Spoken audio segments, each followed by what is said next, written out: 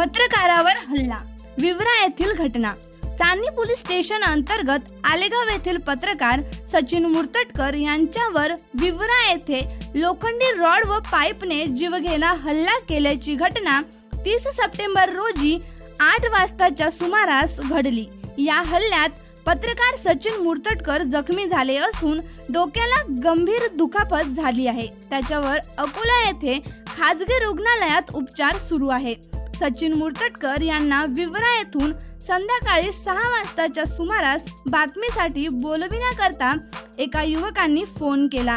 त्यामुळे बातमीसाठी सचिन मुर्तटकर विवरा येथे पोहोचताच तेथील 5 ते 6 जणांनी सांगितले की तू हवालदाराबाबत बातम्या का लावल्यास असे कारण पुढे करून 5 ते 6 जणांनी लोखंडी रॉड व पाईपने जीवघेणा हल्ला चढविला। या हल्ल्यातील जखमी पत्रकारावर उपचार सुरू आहे। परिसरातील घटना घडामोडी बघण्यासाठी चॅनलला सबस्क्राइब करा।